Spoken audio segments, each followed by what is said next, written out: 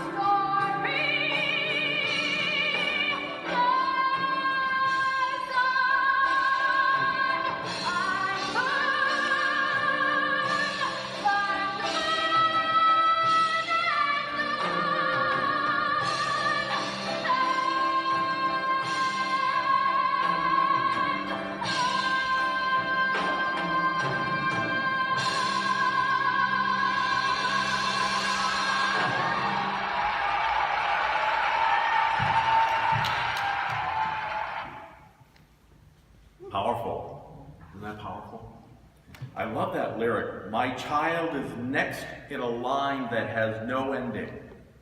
And here am I feeling life that her child will feel when I'm long gone.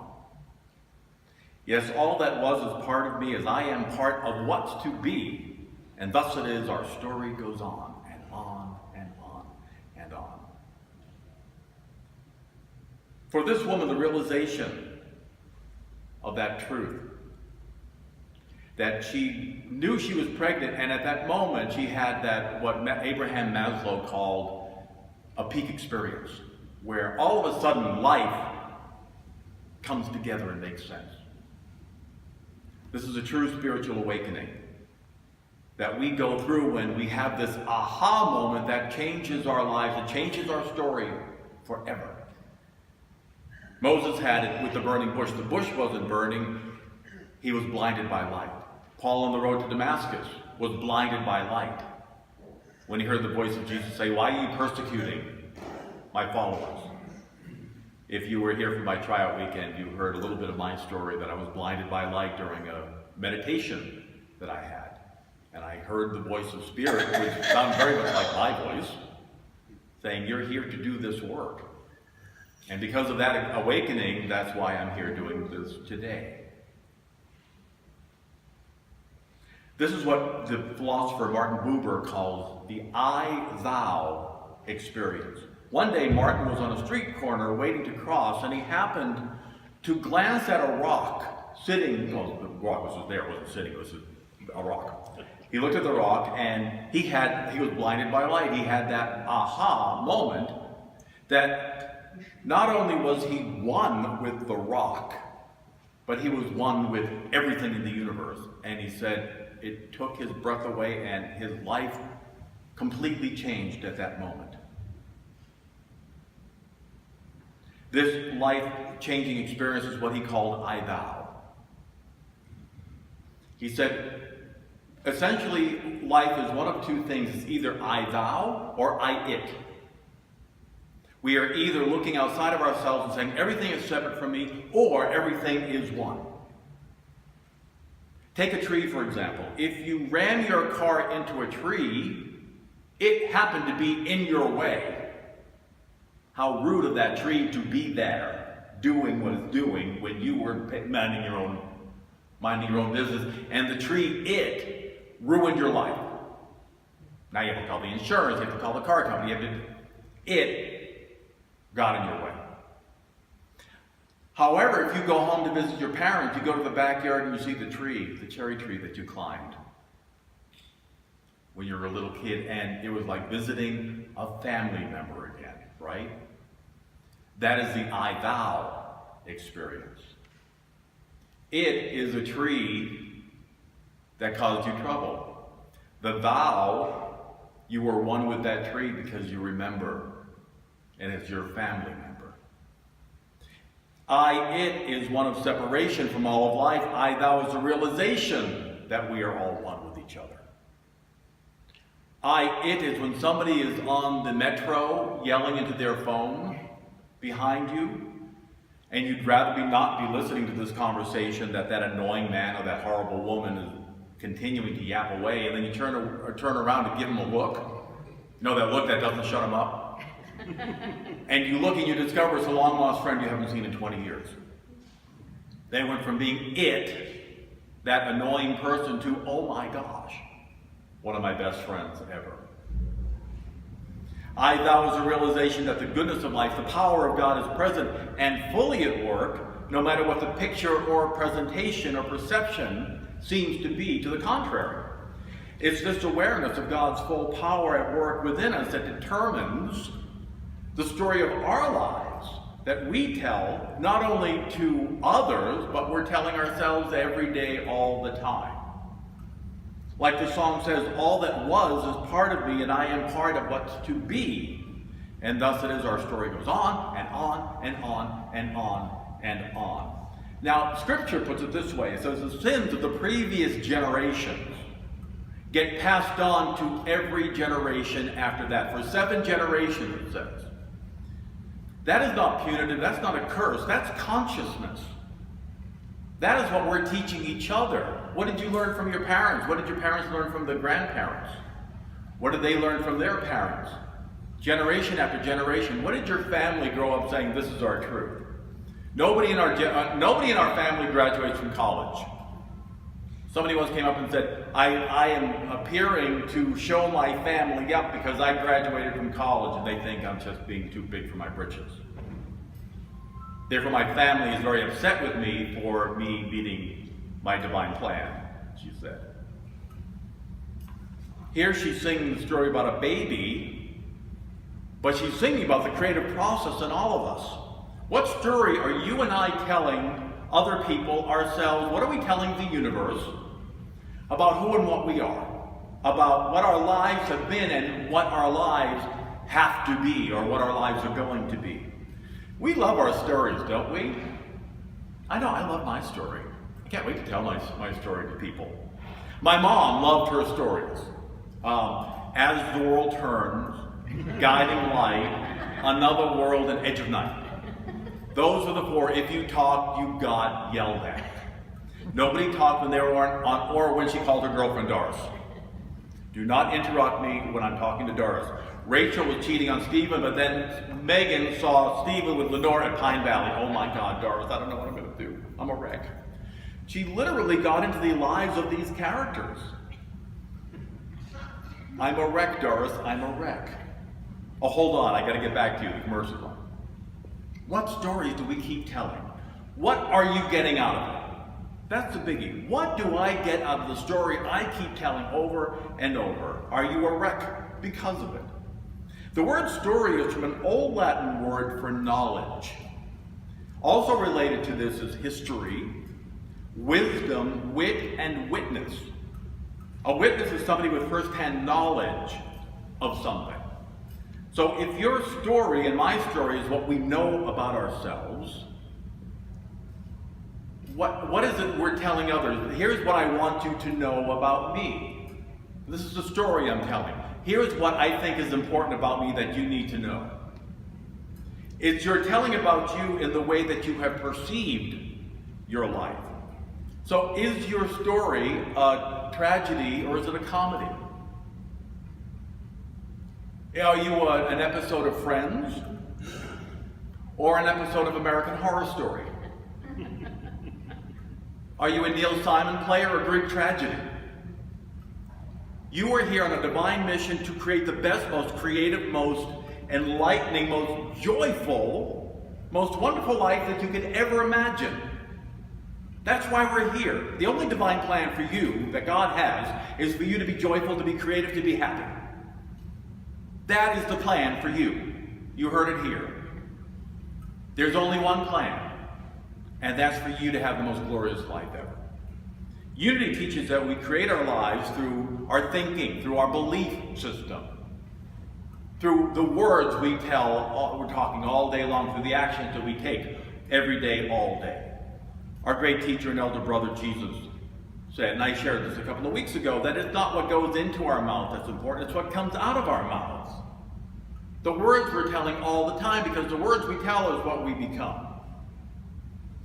We're diminished over our story. Our story diminishes us or it lifts us up. So today I'm going to invite you to tell a new story about you.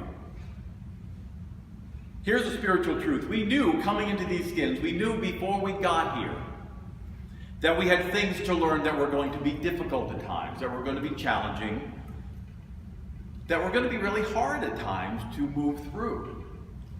For those of you who are mothers, was giving birth easy? Were 9 months a breeze? No. Would you give it up? No.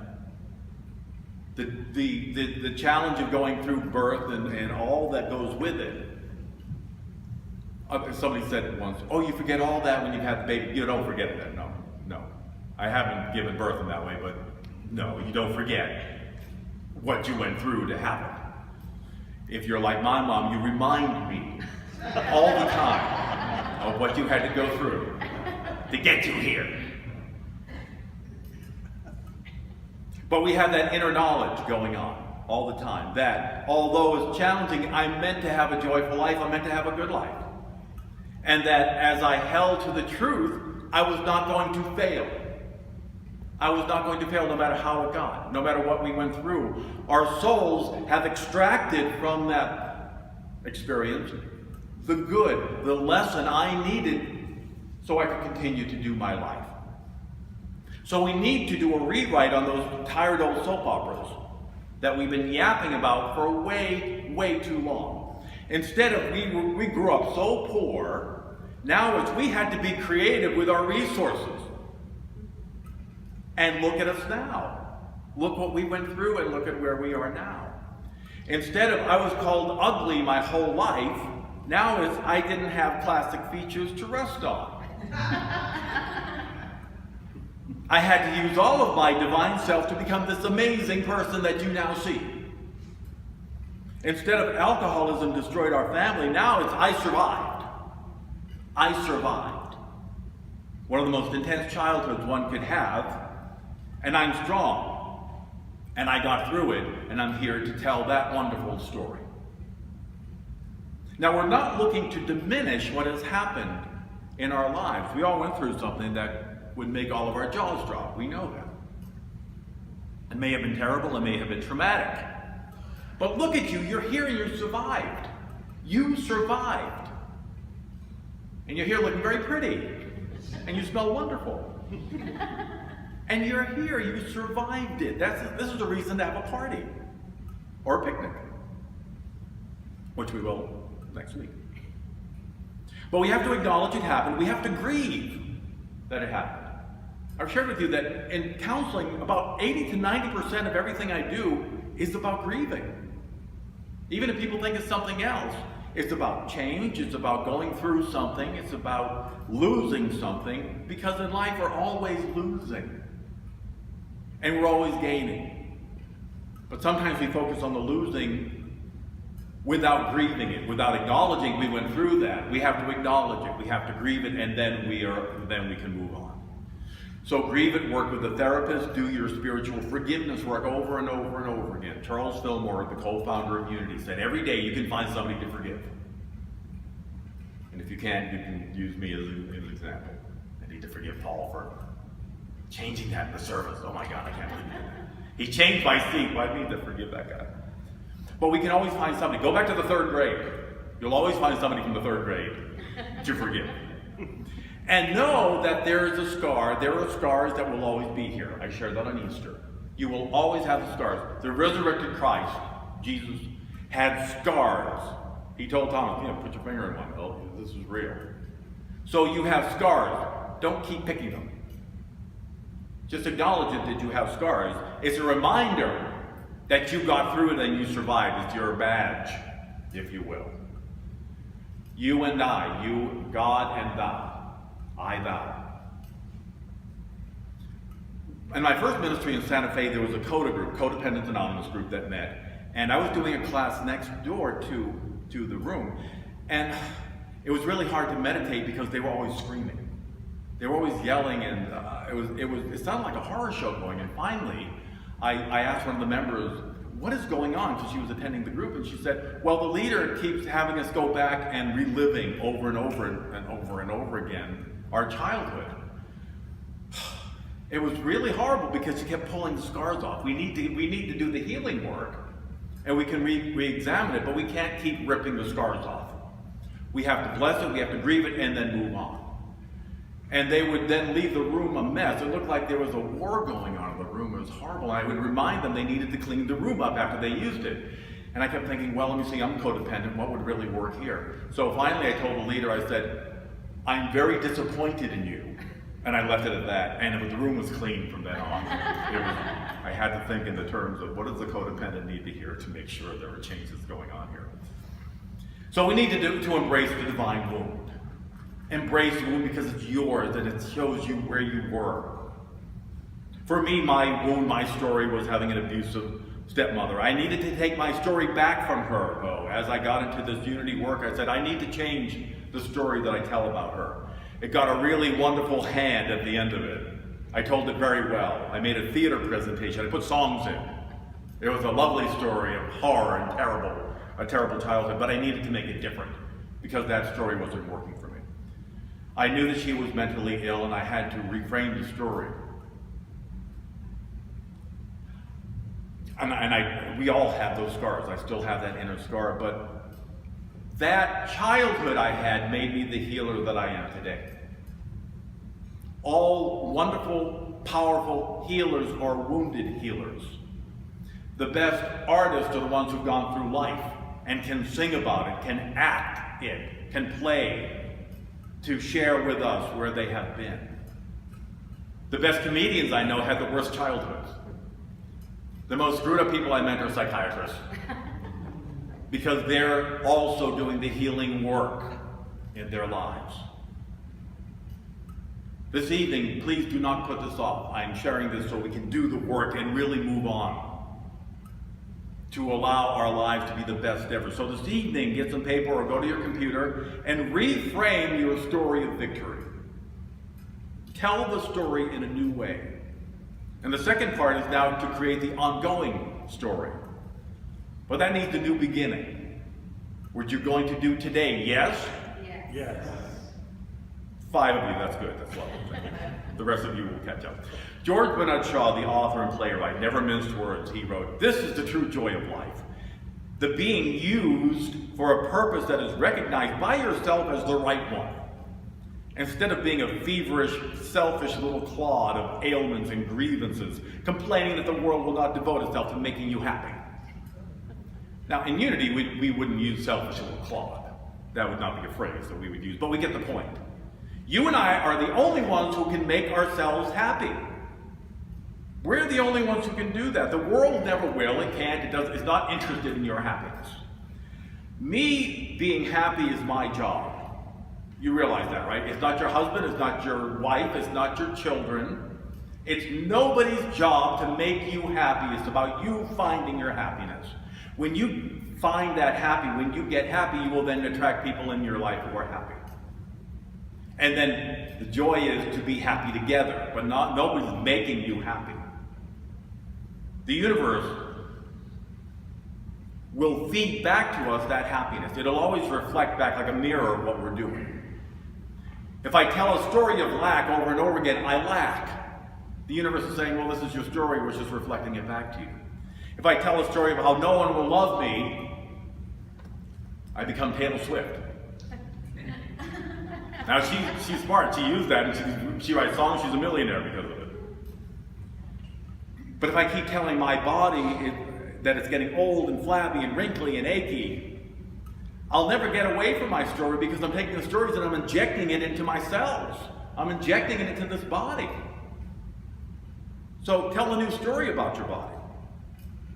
If you want vibrant health, tell the story of vibrant health, of the unfolding process. If you want more abundance, write your story of success now. If you want a hot, gorgeous, sexy, sizzling mate, tell the story of a hot, gorgeous, sexy, sizzling you first. If you want that, become that. Thank you, Carla. Thank you. Everybody else look at me now. I am hot, gorgeous, and sexy. Affirm that with me. I am hot, gorgeous, and sexy. Oh my God, only 3 of you. This is something I want those of you who just sat and looked at me like I was crazy. This is something I want you to meditate on.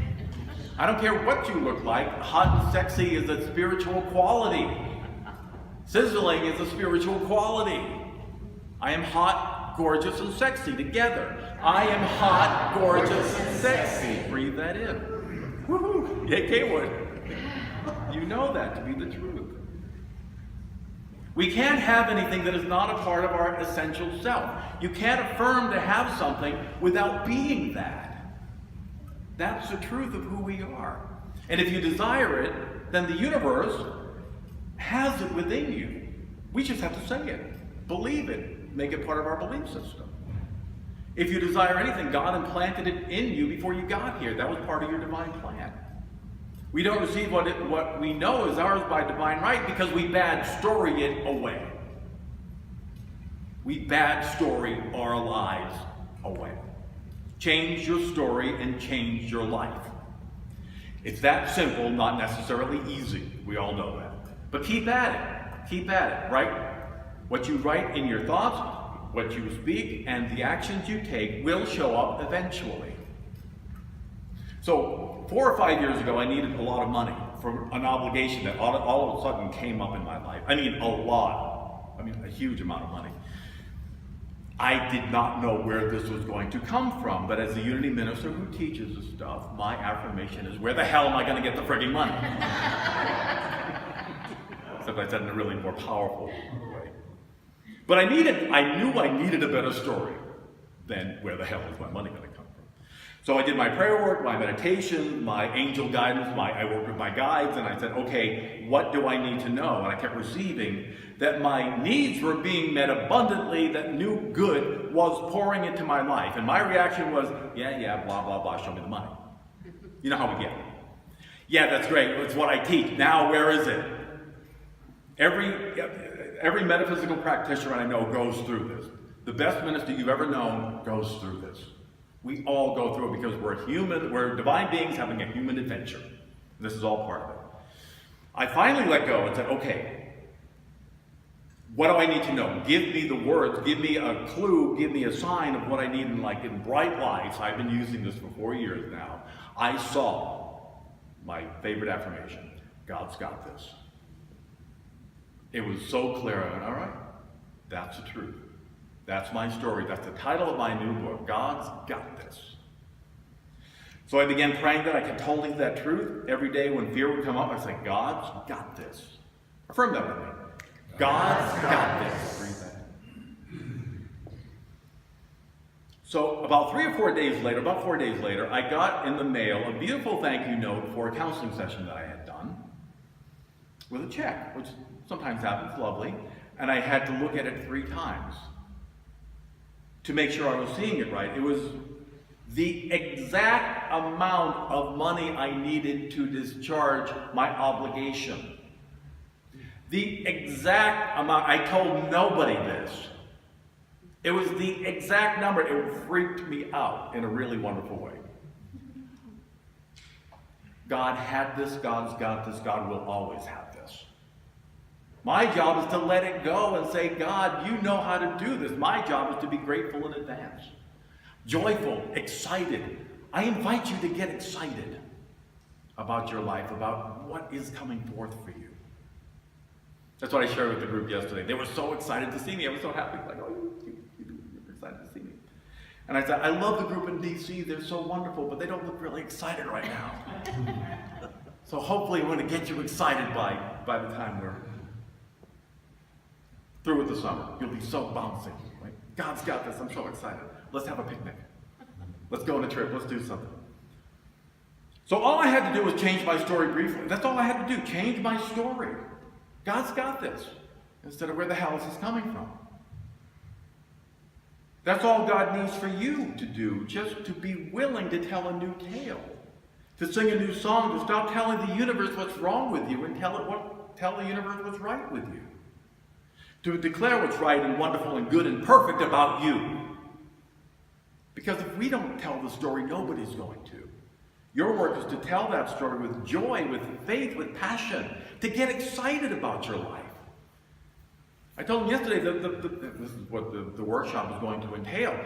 Our prayers may not work because we're not joyful enough about the prayer, about what is actually going to come forth. If you're not excited and joyful, the prayers have no fuel, it has no energy to go forth to do the work we want it to do. Take a breath. Breathe out. I invite you to go within. Enough of me yapping about your story. Now listen to Spirit. Listen to Spirit tell you the title of your new story.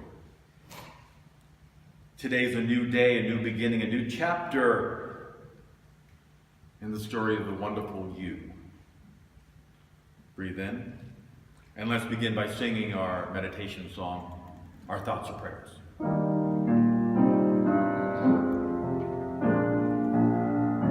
Our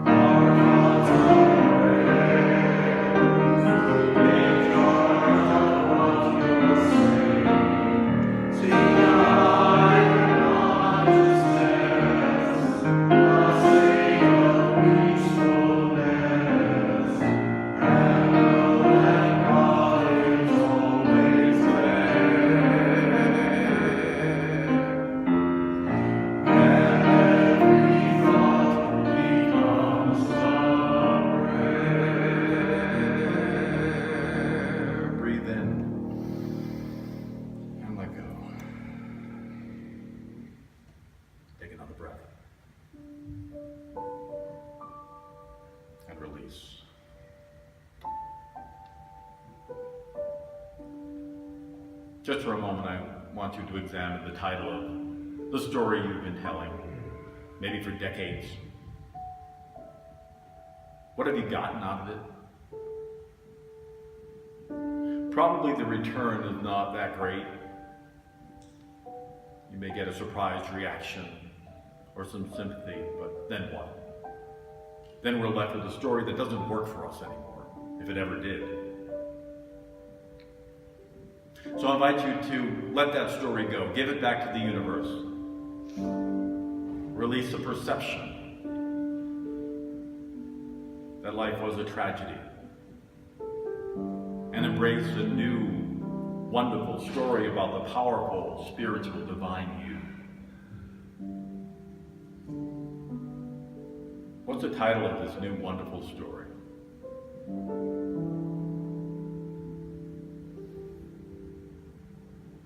How are you going to reframe what happened into one of victory, of survival, of joy, moving forward? Divine order is at work, bringing forth harmony, love, peace, every and any good you can imagine. Breathe divine order into the core of your being. Let that divine love reveal you're a survivor. This is your story. This is going to help heal somebody else. This is going to give somebody hope. You're going to be a shining example of moving forward and succeeding beyond your wildest dreams.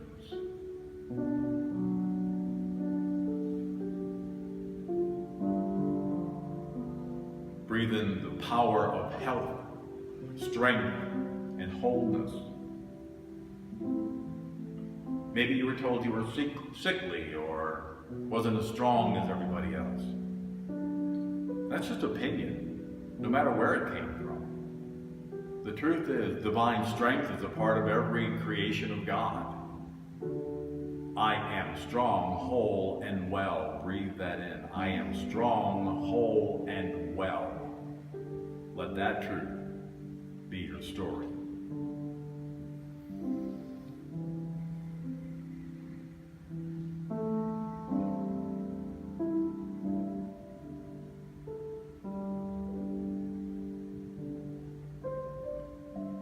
No matter what my bank account may say or my paycheck may say, I am a prosperous creation of spirit. I am a success beyond anything I've ever imagined. Creative ideas are revealed within me now. And I am a success in whatever gives me joy. God's got this. My job is to say yes. Yes to my good. Yes to abundance. Yes to God.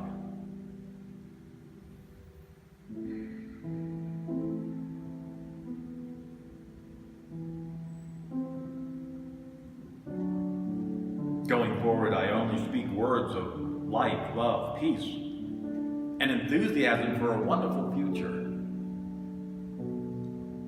God's got this.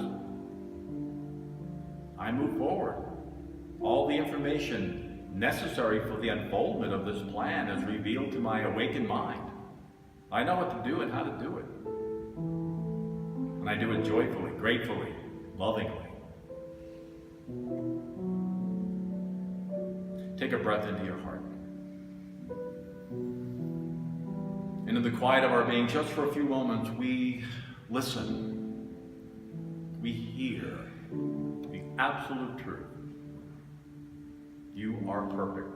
And this is the beginning of my story.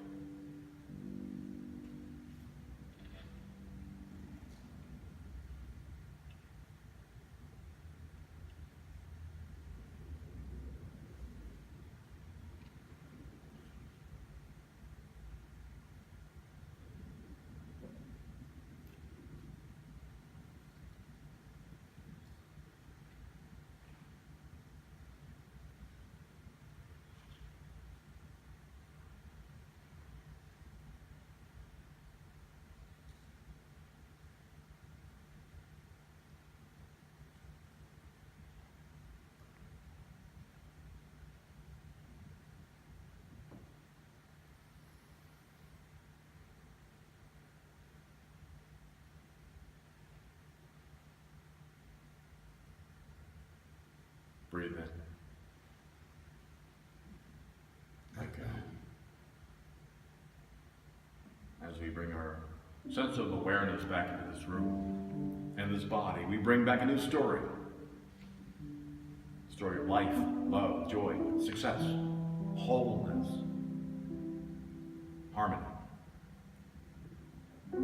God's got this. And we are grateful. As we come out of this meditation time, we sing our way back with the greatest thing in all my life is loving you.